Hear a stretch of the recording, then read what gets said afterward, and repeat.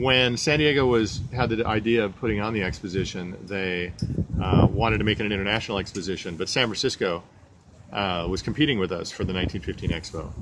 They were both celebrating the opening of the Panama Canal. So San Francisco was a city that was 10 times larger than San Diego at the time. And so they ended up being awarded the official exposition. But San Diego, instead of folding the tent and saying, forget it, we won't do one, said, well, we're gonna go and do it anyway. And so San Diego ended up putting on their expo. But a lot of the states and even countries that were going to build buildings and put exhibits in Balboa Park moved up to San Francisco and did it there instead. So we ended up with only 7 state buildings here. So behind me over here is where the Science and Education building used to be, right here on the Plaza de Panama. And it was quite a large building. It wrapped around with arcades. It had a really nice entrance on this side. It also had an entrance on the Prado side. And it was demolished in the 1960s. And it was replaced by this building, which serves as the auditorium for the Museum of Art and the Sculpture Garden. And they have a little cafe there as well. But as you can see, by the use of columns rather than arches, the lack of decoration, the fact that it's very horizontal and streamlined, it's really much a modern building. And so a lot of people, myself included, feel it's not really a good blend with the architecture of the park from 1915. And some people are even hoping that the Science Education building could be reconstructed and replace this building, basically reverse what was done in the 60s.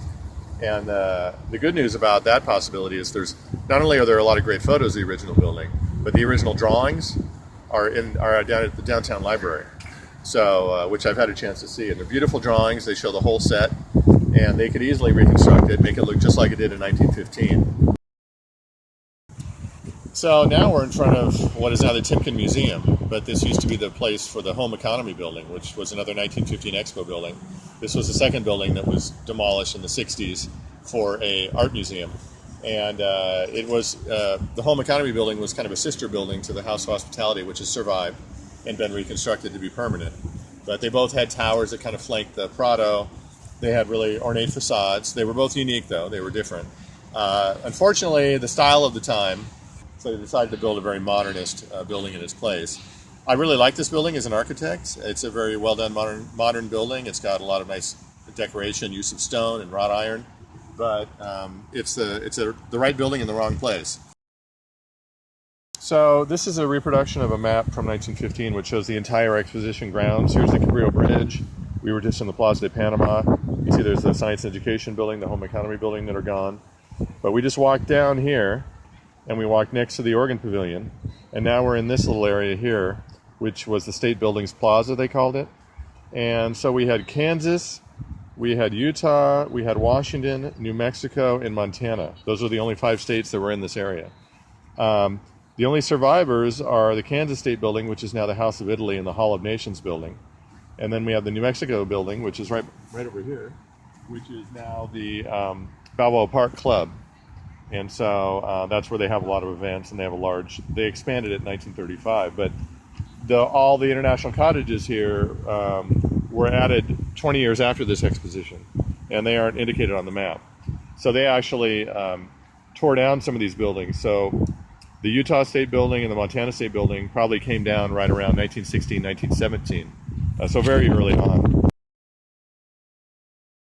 So this is only one of 2 of the temporary state buildings that survived.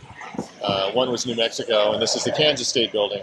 And it's pretty unrecognizable today because they modified it over the years, probably due to disrepair, and they didn't have the money to bring it back to its original look. So they chopped off the upper half of the tower, which used to have a kind of a dome and a little railing area, modeled after the Mission San Luis Rey in Oceanside.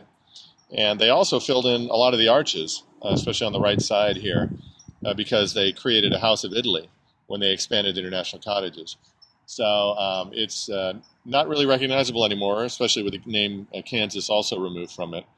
But it's being currently repaired, but they do use it as a meeting hall, Hall of Nations. It's kind of where the international cottages have their meetings. And it's still one of the last surviving temporary buildings from 1915.